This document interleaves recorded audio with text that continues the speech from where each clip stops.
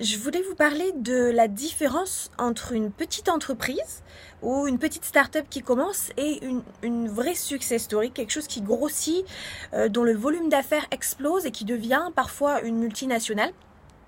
En fait, ce qui va différencier, c'est pas tellement le produit. À chaque fois que vous faites une création d'entreprise, moi qui vous accompagne pour beaucoup dans votre première création d'entreprise, c'est pas tellement le produit ou le service qui va différencier, on va dire, un business model qui peut devenir très rentable ou qui peut devenir une grosse success story d'un business model qui, on le sait d'avance, sera destiné à rester limité en termes de chiffre d'affaires. Et en fait, cette différence entre les deux, c'est ce qu'on appelle la scalabilité.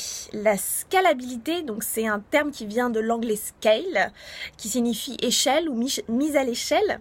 La scalabilité de votre business, c'est en fait tout simplement la possibilité de faire grossir, de multiplier votre production, en fonction du volume d'affaires, ou plutôt de faire grossir cette production qui va créer du volume d'affaires.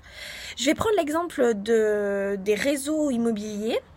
Moi, j'ai contribué à la création et au développement de 3 réseaux immobiliers et financiers en France.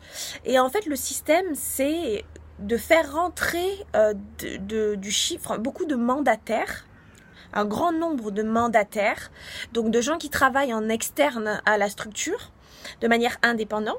Et chaque personne, en fait, correspond à la possibilité d'apporter un chiffre d'affaires. Donc, ce qui fonctionne comme une agence, en fait, quand vous êtes, il y a 4 ou 5 salariés dans une agence immobilière, le chiffre d'affaires est forcément limité parce que dans tous les business, il y a un rapport temps-argent que vous ne pouvez pas enlever. Par contre, quand vous prenez quand vous faites grossir le nombre de productions ou le nombre d'humains pouvant faire cette production, vous allez faire croître proportionnellement le volume d'affaires qui peut être réalisé. Parce que vous allez au-delà de cette distinction, de ce rapport temps-argent qui est présent dans tous les business. Donc quand vous voulez réaliser une levée de fonds, faire entrer des associés, revendre une structure, etc. Un des premiers critères d'importance, c'est la scalabilité.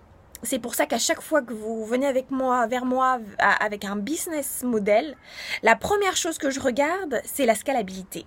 Est-ce que ce que tu sais faire 10 fois dans un mois, qui te rapporte par exemple 1 000 euros, tu vas pouvoir l'apprendre facilement et rapidement à une deuxième personne qui va pouvoir produire elle-même 10 fois par mois ce produit ou ce service, qui va rapporter 1 000 euros, moins bien sûr ses commissions ou les charges à elle, les charges structurelles. Et ça, est-ce qu'on peut le multiplier encore et encore et encore? Et c'est ça qui fait la différence entre une petite start-up qui va planter ou qui va rester, c'est entre autres ça, il n'y a pas que ça bien sûr, je schématise, mais là maintenant je vous parle de la scalabilité. Donc la petite start-up qui va rester une petite start-up ou la grosse structure, la success story qui va devenir très grosse parce qu'elle va pouvoir conserver sa rentabilité en multipliant ses ventes.